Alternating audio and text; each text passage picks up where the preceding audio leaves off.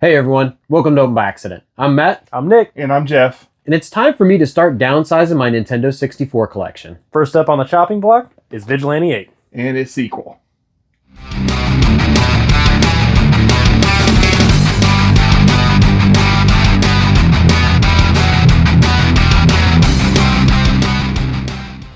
So it's time to downsize my Nintendo 64 collection. I've amassed over 250 boxed or complete in box games for the North American set. They collect a lot of dust. They're starting to become pretty valuable. Maybe I can turn these games into something that I'll actually play. But before we do that, I think we should give them all a fair shake. Determine if, these games really are worth keeping for the long term. Do they have good replayability? Yeah. Do they have just nostalgia for us? So we're going to start with the Vigilante 8 series.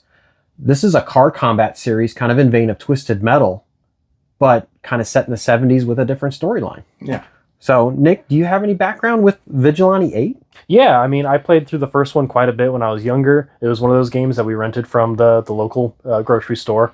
Never had to play the second one because it was always either rented out or they just didn't have it. But the first one we did almost every other weekend. It was either StarCraft or this one, so I played it quite a bit. Okay. What about you, Jeff? Have you played the Vigilante 8 series? I have not. I've just played the Twisted Metal on PlayStation, so these are first time ever seeing these. I've seen them in magazines before, so I knew it was a combat car racing game, so it's pretty cool to see this and play it and try it out. Sure. So I'm kind of the same way with Jeff. I played Twisted Metal when I was growing up on the PlayStation. So Vigilante 8, this is a totally new series to me, even though that I've had these and owned these games for a few years now.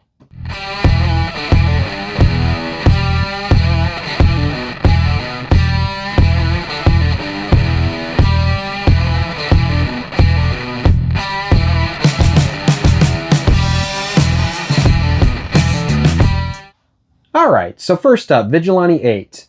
This is a car combat game set in the 1970s where essentially people are fighting over territories because there's an oil shortage. You've got numerous types of characters and vehicles, definitely heavily 70s inspired music and the characters themselves. But the game's got, a quest mode where essentially it's like your campaign where you're going through trying to unlock the other characters and play through the game through every character in the game. So there's replayability there. It's got a multiplayer mode, and the cool thing too is you can actually play the campaign cooperatively With two players. Mm-hmm.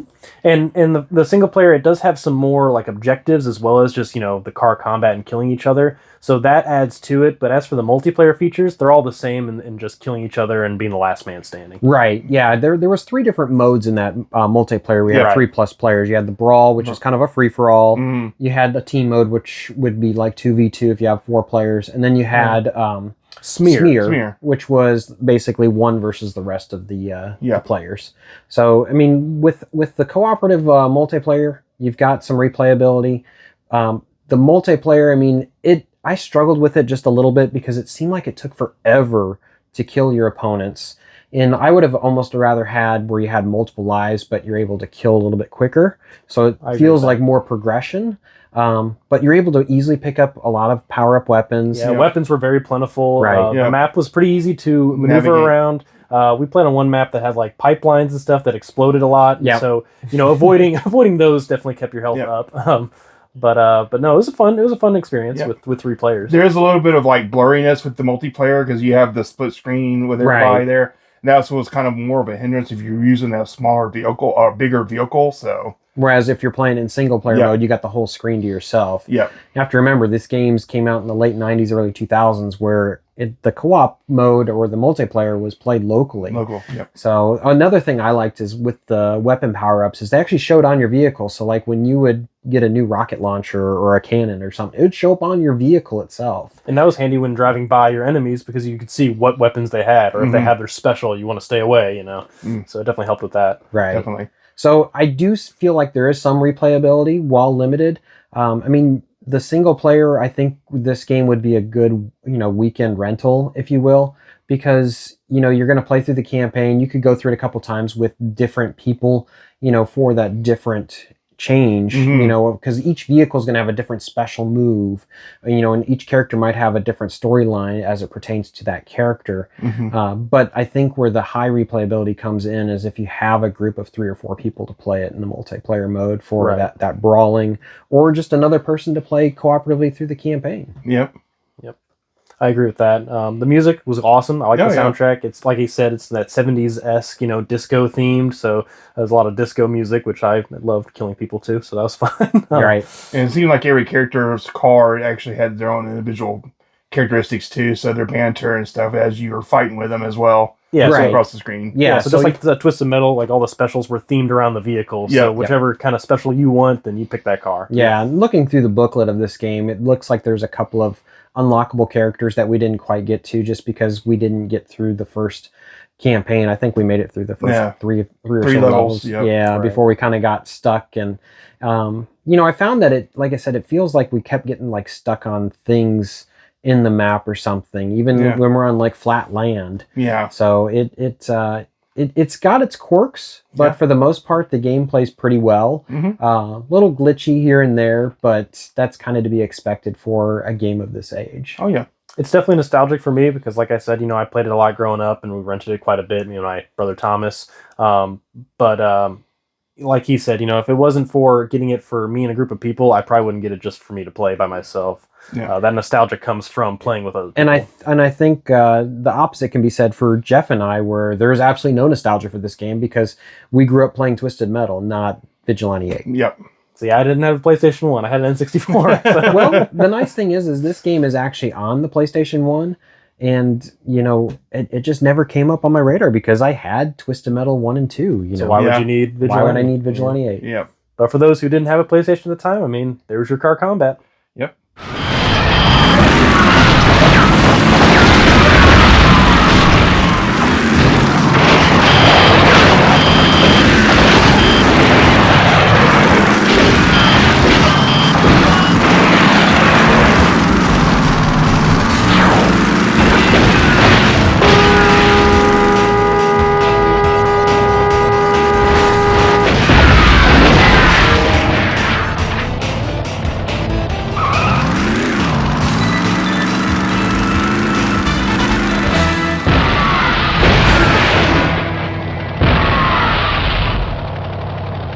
So moving on, we played Vigilante 8, Second Offense.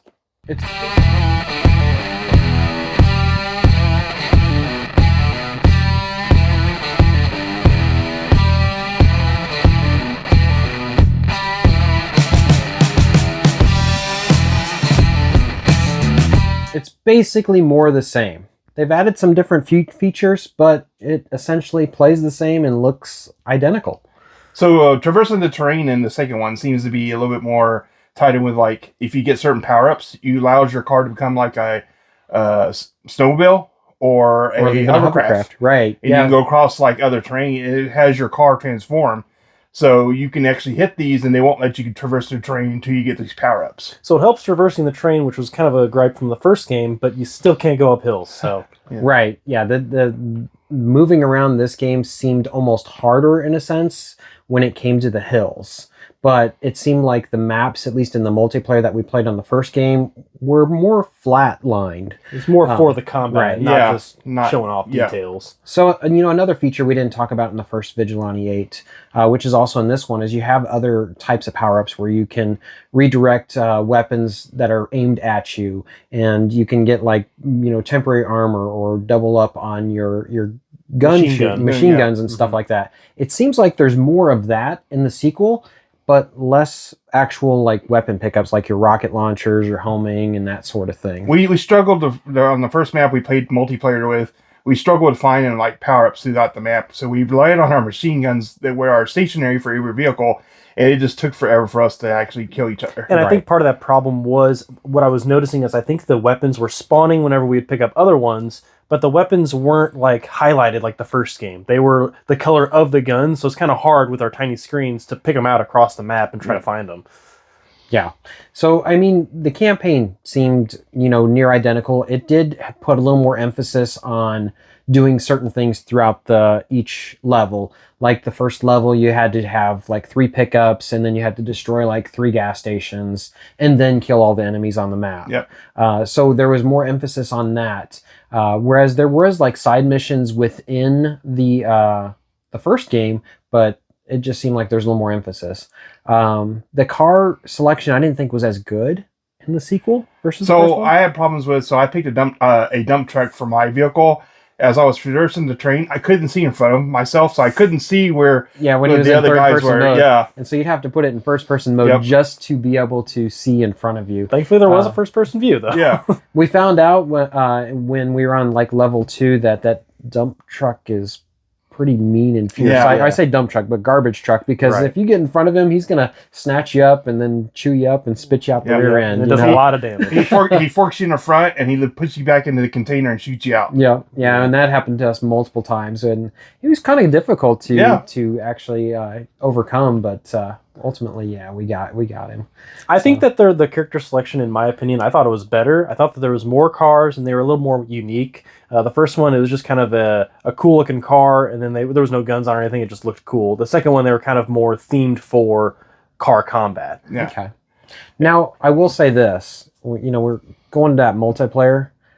I don't know if it's just my eyes or just me, but the sequel looks far and away worse than the first one. Yeah, it's a little more subpar compared to the first one, I believe. Right. And that when you went into like the single player mode, though, it seemed like it was about even. But in the multiplayer, when you're doing split screen, it was actually kind of hard to see. Yeah, it was blurry. It was blurry, real grainy, real pixelated. So, and they changed the position of your HUD, so everything kind of like surrounded your screen. They kind of blocked out some of the space you would see the weapons in the distance. So from the first game to the second game, so there was a health bar on the first game. It was to the upper right, and then your compass was up to the top left. And the second one, the health and the compass are in the same top left corner.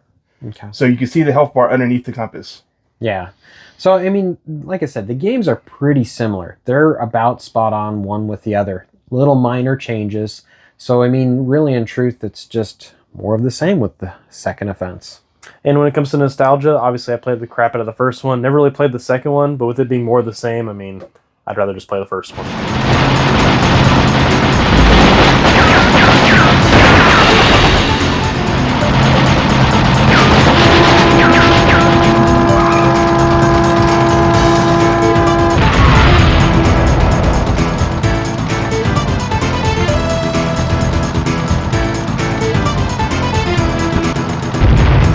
So we're ultimately trying to decide if we should get rid of Vigilante 8 or Vigilante 8 Second Offense, or get rid of both of them.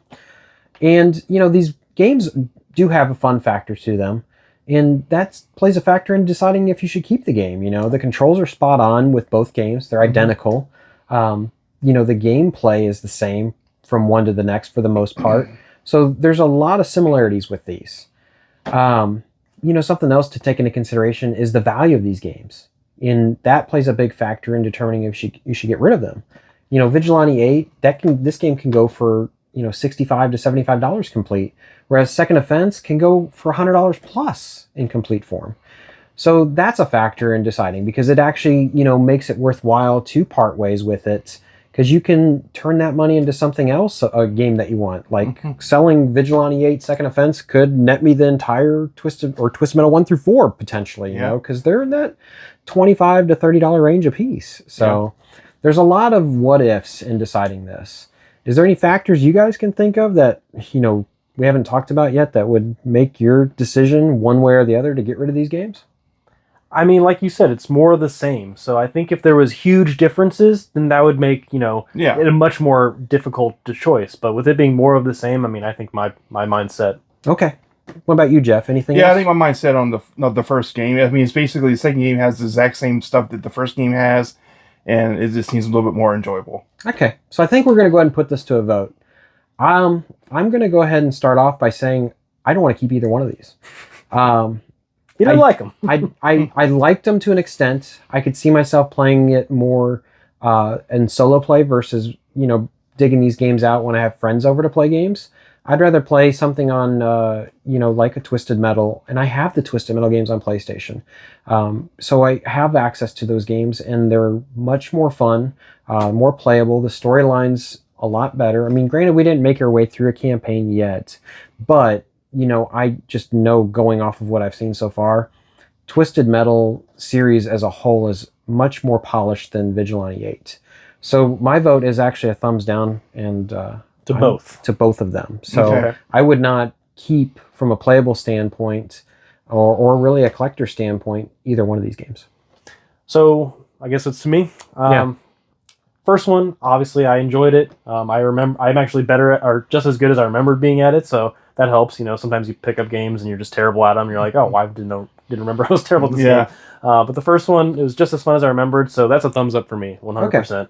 The second one, there was some cool improvements. I liked what they were trying to do with it, but it was just more of the same, and with it being more polished in the first game, it's going to be a thumbs down on the second one for me. Okay, so, looking at that second one, I don't think them adding the aspect of being able to morph your car into a hovercraft or a snowmobile was enough of a difference, or having different characters was enough to warrant a sequel. It almost, by today's standards, seemed like that would be extra DLC content, not a whole new game altogether. And I'm with Nick on that. So the first game, I think I want to give a thumbs up for just the joy of playing it. It's actually a good couch co-op to play, but the second one just seems like the same thing, so just minor improvements here and there. So I'm gonna put thumbs down on the second game. Okay, so at this point, with the three of us, I think we've decided that Vigilante 8 is going to stay, and Second Offense, well, might be going bye-bye. Might be going bye-bye. Yep. So,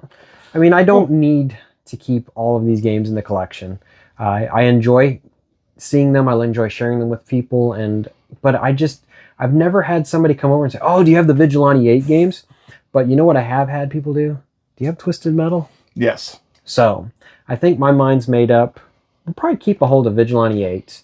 And I think Second Offense might end up being sold or traded off for something else for the collection. So. There you go. Well, I hope you guys enjoyed us talking about Vigilante 8 and Vigilante 8 Second Offense for Nintendo 64. If you enjoyed this, make sure you give us a thumbs up, and make sure you guys leave a comment down below, because we've got another 248 Nintendo 64 games to go through, and I think there's going to be some real no-brainers where we're going to be like, yeah, we're keeping this, and we don't even really have to review the game or look at the game, and we're going to keep it. Yeah. I think some of these might be very difficult. Very difficult, yeah. Some of these are going to be kind of difficult, and I think this was a good start, because it was not necessarily an easy choice. I may have made it sound like it was an easy choice for me, but after playing them, I'm just like, man, why am I wasting my time with this game? Yeah, when you're playing Twisted Metal. Twisted Metal, yeah. Exactly. So, like I said, make sure you guys leave a comment, and if there's a Nintendo 64 game you guys want to see up next, definitely leave that comment below. So we appreciate you guys watching, and stay tuned for more of this and more content to come. Thanks. Thank you.